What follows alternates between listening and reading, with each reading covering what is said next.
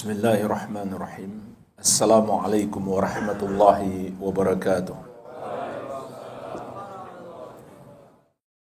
Alhamdulillahi ala ihsanih wa syukru lahu ala taufiqihi wa amtinanih wa ashhadu an la ilaha illallah wahdahu la syarika lah ta'ziman li sya'nih wa ashhadu anna Muhammadan abduhu wa rasuluh ad-da'i ila ridwanih sallallahu alaihi wa ala alihi wa ashabihi wa ikhwanih. Amma ba'd. Fa ikhwani fid din, kaum muslimin yang saya cintai dan saya muliakan, rahimani wa rahimakumullah. Semoga Allah Subhanahu wa taala senantiasa mencurahkan rahmatnya dan ampunannya kepada kita sekalian.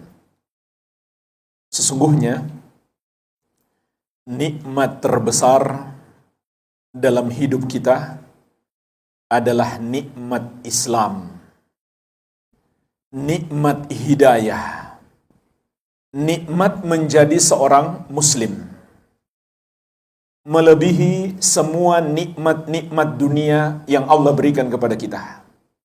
Semua nikmat dunia itu adalah nikmat yang besar, yang tidak boleh kita anggap remeh. Nikmat sehat, nikmat pekerjaan, nikmat anggota tubuh, nikmat keluarga, nikmat harta, dan lain-lain. Tetapi jamaah sekalian, kita harus paham, ada nikmat yang lebih besar, yang lebih agung daripada itu semuanya, yaitu nikmat Islam, nikmat menjadi seorang muslim. Kenapa jamaah sekalian? Ini adalah nikmat terbesar.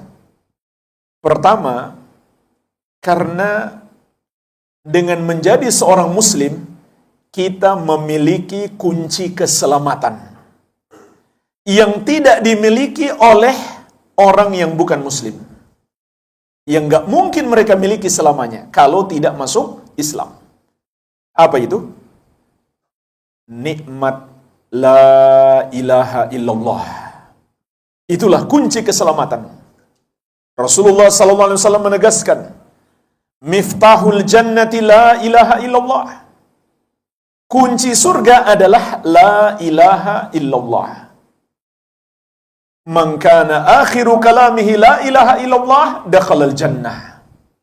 Barang siapa yang akhir ucapannya di muka bumi ini, maksudnya dia pertahankan la ilaha illallah sampai akhir hayat, dia ucapkan la ilaha illallah, maka dia pasti masuk surga.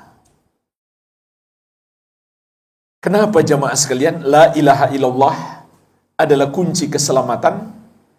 Karena di dalam la ilaha illallah terkandung hak Allah Subhanahu wa taala, yang Allah telah berjanji kalau kita tunaikan hak ini, maka kita dijamin selamat.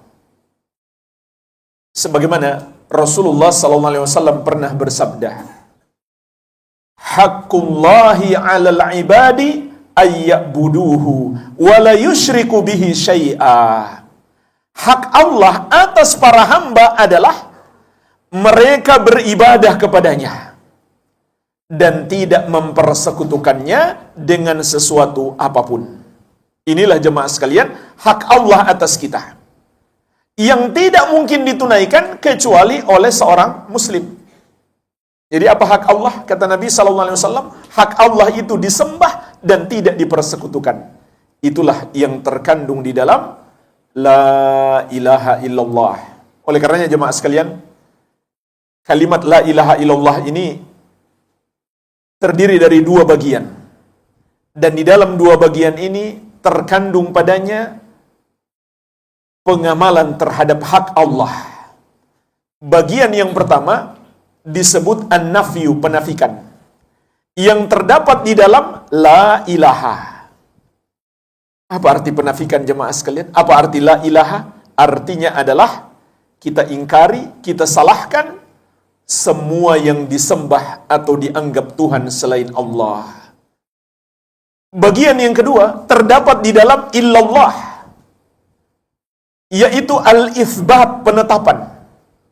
Artinya adalah kita tetapkan keimanan kita, yang berhak disembah hanya Allah yang satu saja.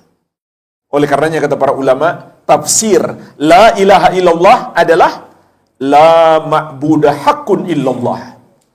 Tidak ada yang berhak disembah kecuali Allah. Sebagaimana Allah tegaskan juga dalam banyak ayat.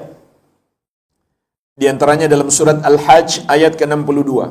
Dzalika bi anna Allaha huwal haqq wa anna ma yad'una min dunihi huwal batil wa anna Allaha huwal aliyyul kabir. Yang demikian itu, dialah Allah sesembahan yang benar.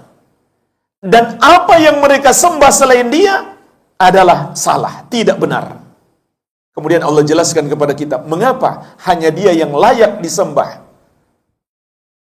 Wa anna Allaha huwal aliyyul kabir, karena sesungguhnya hanya Dia yang maha tinggi lagi maha besar. Semua selain Dia rendah, semua selain Dia kecil, semua selain Dia adalah makhluknya yang lemah, yang butuh kepadanya. Dialah yang maha kuat, yang maha kuasa, yang maha perkasa, yang mencukupi kebutuhan seluruh makhluk. Wa ma min dabbatin fil ardi illa 'alallahi rizquha. Tidak ada satu makhluk pun, tidak ada sesuatu apapun yang hidup di muka bumi kecuali Allah yang menjamin rezekinya. Wa ma bikum min nikmatin faminallah. Apapun nikmat yang kamu rasakan itu datangnya dari Allah. Oleh karenanya jemaah sekalian, di antara nama Allah adalah As-Samad, yang sering kita ulang-ulang dalam surat Al-Ikhlas. Apa artinya As-Samad? As-Samad itu maknanya adalah Dialah yang seluruh makhluk butuh kepadanya. Semua selain Dia adalah makhluknya, dan semua selain Dia butuh kepadanya. Kalau begitu jemaah sekalian, hanya Dia yang berhak untuk disembah. Ini yang tidak dimiliki oleh selain kaum muslimin. Menyembah hanya kepada Allah yang satu saja, yang maha kuasa, yang maha perkasa, yang maha tinggi lagi maha besar. Inilah hak Allah atas para hamba. Kalau kita sudah tunaikan hak Allah, maka apa yang Allah akan berikan kepada kita? Rasulullah SAW bersabda, wa haqqul ibadi 'alallahi alla yu'adziba man la yusyriku bihi syai'a. Adapun hak hamba atas Allah adalah Allah tidak akan mengazab orang yang tidak mempersekutukannya dengan sesuatu apapun. Maksudnya jemaah sekalian, kalau sampai mati kita pertahankan la ilaha illallah, sampai mati kita tidak pernah menyembah kepada selain Allah, tidak pula membenarkan penyembahan kepada selain Allah, maka Nabi SAW mengabarkan Allah akan memberikan kepada kita jaminan keselamatan. Inilah jemaah sekalian, satu-satunya jaminan keselamatan. Apabila seorang hamba menghadap Allah dengan membawa la ilaha illallah, artinya dia tidak berbuat dosa syirik sedikit pun. Dia tidak membenarkan penuhanan kepada selain Allah. Dia tidak mempersembahkan ibadah kepada selain Allah Subhanahu wa ta'ala. Oleh karenanya jemaah sekalian, perbuatan dosa syirik itu, menyembah kepada selain Allah, adalah dosa yang paling besar, yang Allah sudah tetapkan. Barang siapa mati menghadap Allah membawa dosa ini, dia tidak mungkin selamat. Di surat An-Nisa ayat ke-48, Allah Subhanahu wa taala berfirman, "Innallaha la yaghfiru ayyushraka bihi wa yaghfiru ma duna dzalika liman yasha." Sesungguhnya Allah tidak akan mengampuni dosa syirik dan akan mengampuni dosa selain itu bagi siapa yang Dia kehendaki. Dan yang paling berbahaya jemaah sekalian, orang yang musyrik itu, yang menyembah kepada selain Allah, dia pasti masuk neraka dan kekal di dalamnya untuk selama-lamanya. Sebagaimana Allah tegaskan di surat Al-Maidah ayat ke-72, "Innahu may yusyrik billahi faqad harramallahu alaihi al-jannata wa ma'wahu an-nar wa ma lidh-dhalimina min ansar." Sesungguhnya barang siapa yang mempersekutukan Allah, maka Allah haramkan surga atasnya, neraka adalah tempatnya, dan tidak ada yang bisa menolong orang-orang yang zalim tersebut. Oleh karenanya jemaah sekalian, Nabi Nuh alaihi salam tidak bisa menyelamatkan salah satu putra beliau yang tidak mau beriman. Nabi Ibrahim alaihissalam tidak bisa menyelamatkan ayah beliau yang tidak mau beriman. Ayah beliau sampai wafat terus menyembah selain Allah, menyembah patung. Bahkan Nabi Muhammad SAW tidak bisa menyelamatkan pamannya Abu Thalib. Karena Abu Thalib sampai mati nggak mau masuk Islam. Bacalah jemaah sekalian bagaimana kisah Abu Thalib sampai Allah turunkan 2 ayat tentang kematian Abu Thalib. Ayat yang pertama surat At-Taubah ayat 113.